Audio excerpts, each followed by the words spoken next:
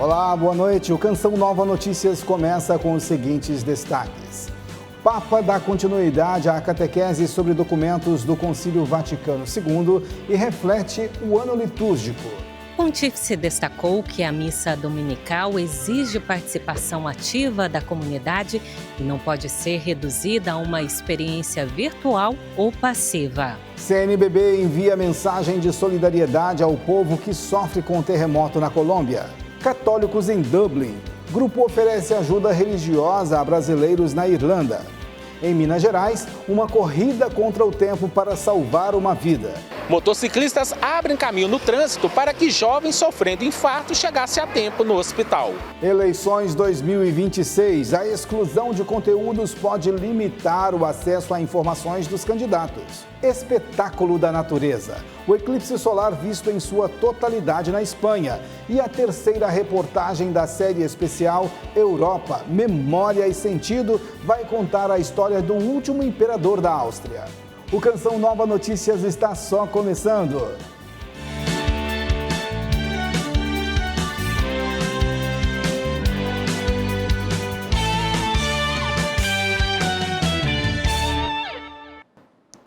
O calor do verão europeu fez o Vaticano transferir mais uma vez a audiência geral para a Basílica de São Pedro.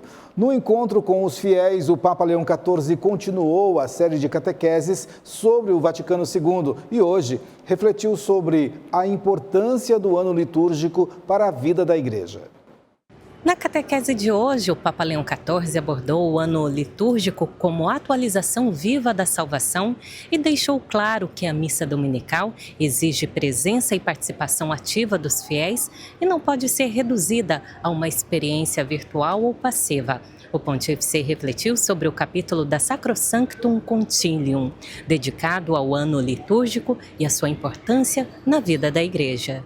Quando chegou à Basílica São Pedro, o Santo Padre percorreu o corredor central para acolher os peregrinos de diversas partes do mundo. Anzitutto è doveroso ricordare che questo modo di definire il ciclo delle... Ao iniciar a catequese, Leão XIV explicou que a expressão ano litúrgico se difundiu na Igreja graças ao trabalho do abade Prosper Garanger e recordou o ensinamento do Papa Pio XII na encíclica Mediator Dei. O ano litúrgico não é apenas uma lembrança do passado, mas a presença viva de Cristo, que continua a agir na Igreja e conduzir os fiéis ao encontro com os mistérios da salvação. Na vivência litúrgica durante todo o ano, a Igreja mantém viva a experiência da ação salvadora de Cristo, tendo como centro a celebração de sua morte e ressurreição. Por isso, o Concílio Vaticano II define o domingo como o principal dia de festa, o Dia do Senhor, iluminado pela presença de Cristo. Leão XIV destacou que santificar o domingo significa celebrar a Eucaristia com a escuta da palavra e a participação no corpo de Cristo. Para o Papa, a Assembleia reunida manifesta a comunhão com o Senhor, a pertença a Cristo e a fidelidade à Igreja. A tale proposito, esorto tutti a ricercare le migliori condizioni. Sobre essa questão, Santo Padre exortou a todos a criar condições para aqueles que, ao domingo, não têm a possibilidade de se ausentar do trabalho, possam participar na Santa Missa. É possível prendere parte alla Santa Messa. O Papa mais uma vez manifestou solidariedade aos colombianos atingidos pelo recente terremoto que deixou mortos, feridos e provocou grandes danos materiais. Leão XIV agradeceu ainda aos profissionais que atuam nas operações de resgate e socorro. Tra qualche giorno celebreremo la solennità dell'Assunzione della Beata Vergine Maria. Ao se aproximar a solenidade da Assunção da Bem-aventurada Virgem Maria, Leão XIV convidou os fiéis a rezarem constantemente a Mãe de Deus e a seguirem seu exemplo de proximidade com o Senhor e atenção ao próximo. La familiarità con il Signore e alla sollecitudine verso il prossimo. A Conferência Nacional dos Bispos do Brasil enviou mensagem de solidariedade ao povo da Colômbia, que sofre com os danos causados pelo terremoto da última segunda-feira. A busca por sobreviventes chega ao terceiro dia. A carta foi enviada ao presidente da Conferência Episcopal da Colômbia, Dom Francisco Javier. A mensagem de solidariedade à igreja particular daquela região expressou o sentimento de pesar por aqueles que não sobreviveram ao terremoto ocorrido no dia 10 de agosto. Além do mais, o texto da carta apresenta uma manifestação fraterna de oração e proximidade àqueles que estão feridos, desaparecidos e que sofrem pela perda de seus parentes.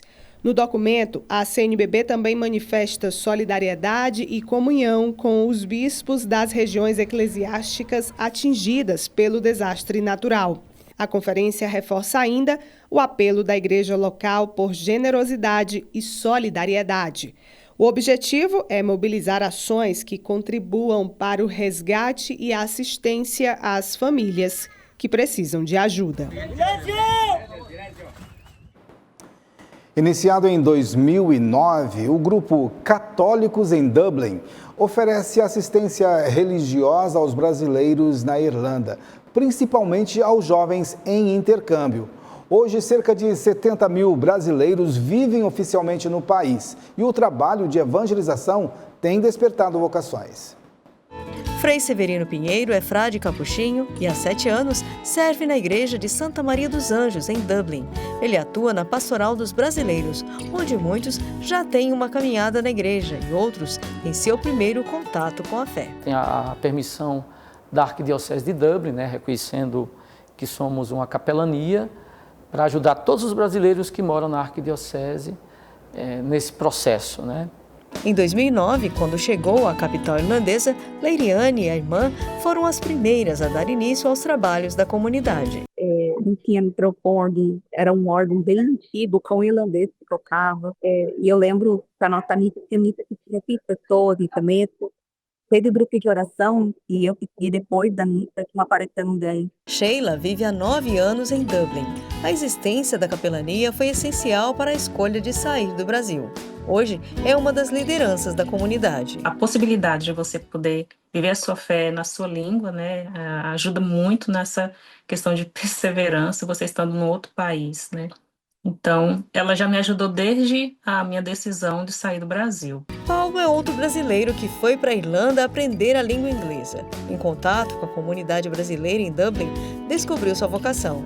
Se tornou seminarista do Pontifício Instituto Missionário das Missões Estrangeiras, o PIME. Quando nós saímos do nosso país, é um choque muito grande, porque é uma língua nova, uma cultura nova, muda tudo, E a comunidade, a capelania, acaba sendo a sua família naquele lugar, naquele país que você está. Hoje, Paulo vive na Itália, onde estuda e se prepara para o sacerdócio. Você fazer essa entrega total da sua vida a Deus, à igreja, realmente você precisa estar muito confiante e viver a sua vocação todos os dias, Nós somos testemunhas. Alguém que está vivendo, que fez uma experiência, que crê. Jesus, antes de subir ao céu, diz: vós sereis minhas testemunhas. É isso que nós somos chamados.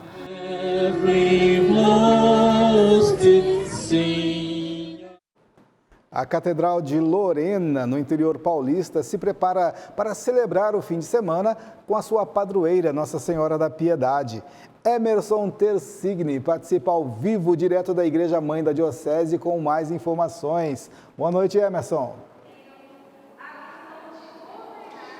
Oi, Sabará, boa noite para você, boa noite para todo mundo que acompanha o Canção Nova Notícias nesta noite de quarta-feira. Estamos aqui na Catedral de Lorena, no interior paulista, a Catedral de Nossa Senhora da Piedade, que se prepara então para celebrar sua padroeira no próximo sábado. Daqui a pouco, em instantes, 7ª noite da novena, que tem como principal temática com Maria unânimes na oração. E esta Santa Missa será presidida em instantes pelo Dom Benedito Beni, bispo emérito de Lorena, qual tenho a oportunidade e a graça de entrevistar neste momento. Boa noite, Dom Beni, bem-vindo ao Canção Nova Notícias. Qual o sentimento de estar aqui na Catedral e, acima de tudo, como o povo de Deus pode colocar em prática esta temática com Maria, unânimes na oração, não só nesse tempo de festa, mas ao longo de toda a vida pastoral e de missão? Em primeiro lugar, devemos recordar que Nossa Senhora é a mãe da Igreja e é também membro eminente da Igreja. É modelo para toda a igreja e assunto ao céu ela é a imagem do futuro da igreja. Olhando para Nossa Senhora glorificada no céu, a igreja compreende concretamente qual é o seu futuro. E o Concílio Ecumênico Vaticano II afirmou que lá no céu, Nossa Senhora continua a cumprir a missão que ela iniciou nas bodas de Caná. Essa missão consiste em interceder junto de Jesus pelos seus discípulos, sobretudo por aqueles que sofrem. Mas é a missão de Nossa Senhora também, como nós vemos nas bodas de Caná, dizer a todos os discípulos de Jesus: fazei o que Jesus disser, obedecei ao Evangelho de Jesus. Então, Nossa Senhora não só intercede por nós, mas também nos ensina a ouvir, a viver de acordo com o Evangelho. E que todos tenham uma festa feliz, que essa homenagem que prestamos a Nossa Senhora da Piedade enche os corações de todos de muita alegria e de muita esperança. Amém. Amém. Dom Beni, muito obrigado pela sua presença. Uma ótima celebração para o senhor e uma alegria tê-lo conosco aqui no Canção Nova Notícias. Estamos juntos. Dom Beni vai presidir nesse momento a Santa Missa, que já teve início, agora com a procissão de entrada. E você, que é de perto ou de longe, é convidado a participar aqui na Catedral de Lorena desta festa, que já está acabando daqui a pouquinho, né? Até o próximo sábado, então, o grande dia da solenidade, então, de Nossa Senhora da Piedade, padroeira da cidade de Lorena, aqui no interior paulista. Volto contigo, Sabará, no estúdio. Obrigado, Emerson. Bom trabalho aí para vocês. O período eleitoral exige que instituições do governo retirem do ar conteúdos considerados como publicidade. Essa exclusão pode criar um apagão de dados e limitar o acesso às informações para a população. Nossa reportagem conversou com um cientista político sobre os prejuízos dessa medida. É preciso cumprir a legislação eleitoral, mas até que ponto esse apagão de dados pode prejudicar o acesso da população a informações importantes? Quem responde essa pergunta para a gente é o cientista político Márcio Coimbra. Essas ações podem impedir mesmo esse acesso do cidadão? Certamente, porque os dados eles precisam estar públicos para o escrutínio da população, e especialmente num período eleitoral é quando mais se precisa de qualquer tipo de dado. Então, quando você sofre um apagão de dados exatamente num período onde o escrutínio é maior, isso acaba levantando muitas suspeitas. E a gente sempre espera que a transparência, que é uma parte importante e essencial da democracia, seja respeitada. A transparência, justamente, esse apagão pode prejudicar a transparência, a fiscalização, até por conta de outras instituições? Certamente. Quanto mais você tiver informações e dados disponíveis, melhor é para a população. Porque a população ela precisa ter acesso a dados, ela precisa ter acesso a vídeos, a documentos, a tudo que esteja disponível para ela tomar a sua decisão em um período eleitoral. Então, na verdade, a transparência ela é parte essencial do processo democrático. Eu te diria que talvez até o principal. Então, nesse momento, acredito que a transparência ela precisa ser maior do que ela sempre acontece nos outros anos. No período eleitoral, ela precisa ser ampliada e nunca diminuída. Muito obrigado, Márcio. De Brasília, Francisco Coelho para o Canção Nova Notícias. A cidade de Salvador está em festa por causa do Anjo Bom da Bahia. Uma programação especial celebra o dia dedicado à primeira santa brasileira. Do mês, milhares de fiéis participam das celebrações no Santuário Santa Dulce dos Pobres, em Salvador. Vida ainda como criança.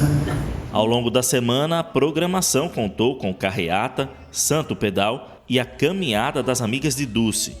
Com o tema Santa Dulce dos Pobres, nos educa na paz pela força da graça sacramental, a festa deste ano propõe uma reflexão sobre os 7 sacramentos da Igreja e o exemplo deixado pelo Anjo Bom do Brasil.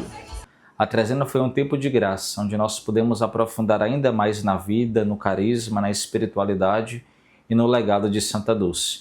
Mas é bem verdade que o grande dia será amanhã, dia 13 de agosto, dia de Santa Dulce. Logo cedo começa a nossa programação, nossa primeira Santa Missa será às 6 horas da manhã e às 17 horas, nosso cardeal Dom Sérgio presidirá a missa solene, que será seguida de uma procissão luminosa e depois o encerramento com a grande bênção do Santíssimo Sacramento. Uma quarta-feira marcante para quem mora na Europa, principalmente os espanhóis, que puderam ver o eclipse solar em sua totalidade. No Observatório de Javalambre, na cidade espanhola de Arcos de las Salinas, a escuridão por completo foi vista por volta das 6h31 da tarde. Moradores e estrangeiros não queriam perder a chance de observar o fenômeno e vibraram quando a lua encobriu totalmente o sol. Na Polônia, o eclipse foi parcial e, mesmo assim, muita gente buscou um bom lugar para acompanhar o espetáculo. Às margens do rio Vístula, em Varsóvia, não foi diferente. Todos queriam registrar o momento. Na Grã-Bretanha, o Big Ben não parou, mas junto com os ingleses, testemunhou o espetáculo da natureza no céu de Londres. Este foi o primeiro eclipse solar total da Europa Ocidental em 27 anos. Desde 1912, a Península Ibérica não registrava um espetáculo como esse.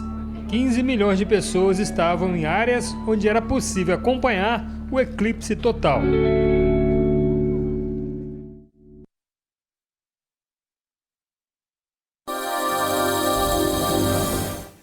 A quinta-feira será de muitos contrastes no tempo pelo Brasil. No sul, a chuva ganha força e há risco de temporais. Já no centro do país, o calor aumenta e a umidade do ar fica baixa. No sul, as tempestades estão de volta. Pode chover forte no Rio Grande do Sul, Santa Catarina e Paraná, com possibilidade de ventos intensos e granizo em alguns pontos. O frio perde força e o sol predomina em grande parte da região sudeste. Em São Paulo e Minas, o calor volta principalmente e no interior, com temperaturas elevadas e baixa umidade, em torno de 24%, portanto cuidado, hein? No litoral de São Paulo e do Rio, pode chover fraco. O veranico mantém o tempo quente e seco no centro-oeste. A temperatura pode ficar até 3 graus acima da média e a umidade baixa faz crescer o risco de queimadas. No norte, chove forte no Amazonas, Roraima, além de áreas do Pará, Rondônia e Amapá. Nas demais áreas, o calor e o tempo firme predominam. Já ao nordeste, a chuva fica mais concentrada no litoral de Salvador a Recife. No interior da região, o tempo permanece seco, com sol e temperaturas elevadas. Gente, é um Brasil de muitos cenários para esta quinta-feira. Chuva forte e risco de temporais no sul, calor e tempo seco no centro e sol predominando em grande parte do sudeste. Agora, trago uma outra notícia para você. Em Minas Gerais, uma corrida contra o tempo fez 2 motociclistas abrirem caminho no trânsito de Belo Horizonte para ajudar uma jovem vítima de infarto. Era um dia normal para o Diélio a caminho do trabalho, registrando o trânsito pela câmera acoplada no capacete. Mas um pedido de socorro mudou tudo. Mulher grávida? Infarto? Infarto. Irmão, emergência aqui, emergência. Foi um dia atípico, né? Eu demorei um pouco para entender a situação e a missão era só chegar até o hospital o mais rápido possível, porque realmente o trânsito de Belo Horizonte hoje, ele tem baixa mobilidade, né? O vídeo já bateu 8 milhões de visualizações nas redes sociais. Quem estava ajudando no trânsito era o Anderson. Não pensei 2 vezes, a menina estava passando mal, né? Falei com a menina do carro assim, até uma senhora, aonde eu for, você me segue. Eu vou parar todo o cruzamento, você passa e assim nós vamos fazendo. Maria Eduarda, de 21 anos, era quem estava sendo socorrida após passar mal na escola onde trabalha. Este foi o segundo infarto. O primeiro sofreu aos 15 anos. Os meus colegas de trabalho me socorreram e a gente tentando abrir caminho, né? Buzinando, chamando e tal. A ajuda que o Anderson e o Diélio deram foi fundamental para que a Maria Eduarda chegasse a tempo aqui no Hospital João 23. O trajeto que normalmente levaria 20 minutos foi feito em apenas 8. Diferença que foi fundamental. No momento que o carro parou dentro do hospital, a gente já retirou a paciente rapidamente, colocou em cima da maca, né, na verdade. Para abrir caminho no trânsito, os dois acabaram multados, mas como a situação era de emergência, eles podem recorrer. O próprio condutor, ele mesmo pode fazer o seu próprio recurso administrativo, eles podem alegar, colocar ali junto ao seu recurso os documentos que comprovem ali aquela situação, como por exemplo, boletim médico, reportagens que foram feitas em razão dessa situação. Esses motoqueiros maravilhosos, pessoas assim, a quem eu sempre vou ter uma gratidão muito grande, que eu tô devendo a minha vida mesmo. Sempre bate assim a sensação de dever cumprido, o coração fica aquecido. Até hoje, aqui ó, até hoje, a sensação assim, de ajudar o próximo, entendeu? É gratificante. É tão bom, tão agradável a gente fazer o bem. Em Vitória, no Espírito Santo, o Fórum Regional Sudeste de Turismo Religioso entrou hoje em seu segundo dia. Quem traz as informações para a gente ao vivo é Isaac Vale. Boa noite, Isaac. Oi, Sabará, boa noite para você, boa noite a todos que nos acompanham. Bom, o dia foi bastante movimentado aqui na sede do Sebrae Espírito Santo, em Vitória, com debates e partilhas sobre como melhor estruturar, como melhorar o setor do turismo religioso aqui na região sudeste. É isso que nós vamos ver agora na reportagem que eu fiz mais cedo com meu amigo Ederaldo Paulini. Acompanhe. O segundo dia do evento contou com rodas de conversa, palestras e oficinas temáticas sobre aspectos do turismo religioso. Canção nova, presente e atuante no encontro. Joel Prado, gerente de marketing da comunidade, fez palestras sobre a importância da fidelização do público que visita os destinos religiosos. A partir do momento que a pessoa ela vive uma experiência, não só uma simples experiência, mas uma experiência de transformação de vida, que essa experiência seja positiva para essa pessoa e que ela possa falar para as outras pessoas. Fidelidade alcançada por uma soma de fatores experimentados pelos turistas. Um deles, a hospitalidade. A gente tem que pensar Jesus como hospitaleiro. Na sua relação com as pessoas, ele sempre traz essa dimensão da hospitalidade e a igreja, por si, tem o princípio de hospitalidade muito arraigado na sua definição. E essa hospitalidade, ela se baseia praticamente no quê? Através de 4 pontos básicos, que são o acolher, o hospedar, o alimentar e o receber. A economia também foi foco dos debates. Questões como a atração de investimentos e desenvolvimento econômico das cidades a partir do turismo religioso estiveram entre os temas discutidos. A partir das atividades do setor, os municípios veem a economia girar e se fortalecer. Ele incentiva a criação de novos negócios. Ele incentiva a geração de emprego. Ele incentiva a qualificação da mão de obra. Já a entrada de investidores no ramo é vista como crucial para que os destinos atinjam performances cada vez maiores.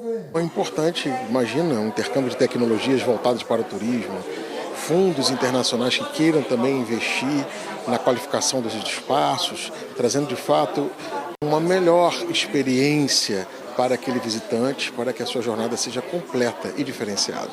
Partilhas que fomentam boas práticas e auxiliam a afirmação do turismo religioso como motor essencial para o progresso da região. Bom, você viu como foi o dia de hoje, vamos falar agora como será o dia de amanhã, que encerra o fórum. Quem está aqui do meu lado é o Pedro Rigo, ele é diretor superintendente do Sebrae Espírito Santo. Pedro, boa noite para você. A gente sabe que vai ter um tour amanhã pelos destinos aqui do Espírito Santo, os destinos religiosos. Conta um pouquinho para a gente como vai ser o dia de amanhã, que a pessoa que vier participar desse tour pode esperar. Boa noite a Canção Nova, a todos os ouvintes. Amanhã é o dia de conhecer alguns dos nossos atrativos religiosos, fazendo parte do turismo, dos roteiros religiosos do Espírito Santo.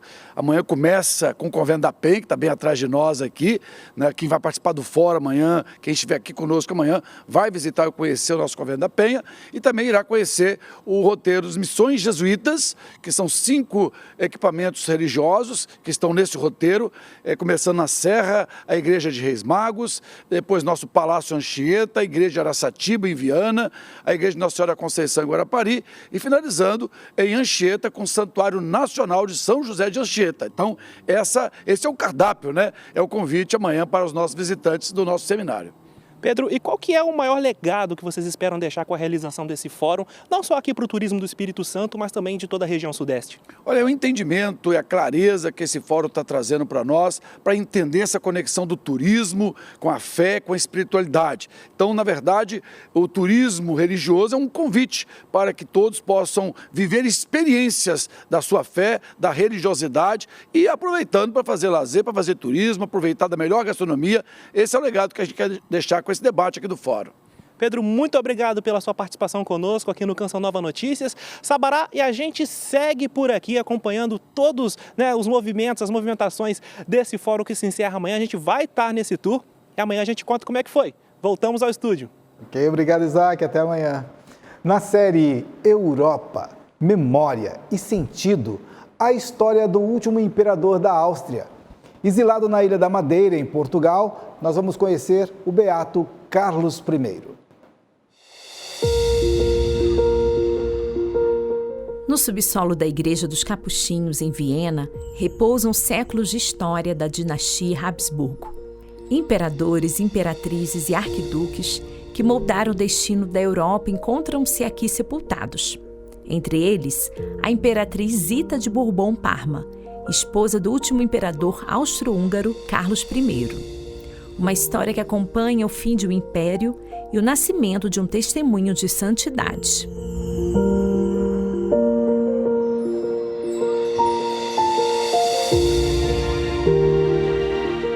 Carlos nasceu em 1887 e não estava destinado a governar. Tornou-se imperador em 1916, em plena Primeira Guerra Mundial, após a morte de Francisco José. Entre o Hofburg e o Palácio de Schönbrunn, herdou um império marcado pela guerra, pela fome e pela instabilidade política. Profundamente católico, entendia o poder como uma missão recebida de Deus. Ao contrário de muitos líderes da época, procurou repetidamente negociar a paz, mas sem sucesso. Com a dissolução do Império Austro-Húngaro em 1918, recusou abdicar formalmente da missão que acreditava ter recebido de Deus, embora deixasse de exercer qualquer poder político. Começava o caminho do exílio. Daqui do coração de Viena parte uma história que chega até Portugal. Na cripta imperial repousam membros da família Habsburgo, entre eles a imperatriz Zita, esposa do beato Carlos de Áustria. Já Carlos está sepultado no Funchal, na Ilha da Madeira. Separados geograficamente, mas unidos pela história e pela fé, Carlos e Zita continuam a testemunhar uma trajetória marcada pelo exílio, sofrimento e busca da paz, em meio a uma das épocas mais turbulentas da Europa. Depois de um período na Suíça e de 2 tentativas falhadas de recuperar o trono da Hungria, as potências vencedoras da guerra decidiram afastá-lo definitivamente da Europa Central. Em novembro de 1921, Carlos, Zita e os filhos chegaram à Madeira. Instalaram-se primeiro no Funchal e depois numa casa simples no monte. Foi ali que o antigo imperador viveu os últimos meses da sua vida, entre a pobreza, a doença e uma intensa vida de oração. Morreu a 1º de abril de 1922, com apenas 34 anos, e foi sepultado no Santuário de Nossa Senhora do Monte. Anos mais tarde, a imperatriz Zita regressou à Áustria, onde hoje repousa na cripta imperial. Os corações de ambos, porém, permanecem juntos, na abadia de Muri, na Suíça, segundo a tradição da Casa de Habsburgo. Em 2004, São João Paulo II beatificou Carlos da Áustria, reconhecendo nele um governante que procurou viver o Evangelho no exercício da política. Também existe a intenção de abrir a causa de beatificação da Imperatriz Zita. Entre Viena e a Madeira, a história desta família recorda que a verdadeira grandeza não nasce do poder, mas do serviço, e que a realeza encontra o seu sentido na santidade.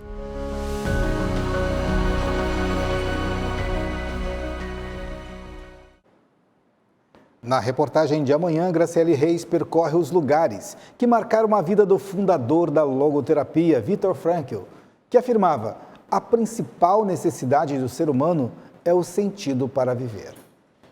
Reveja as reportagens no portal noticias.cançãonova.com ou no canal @Canção Nova Jornalismo.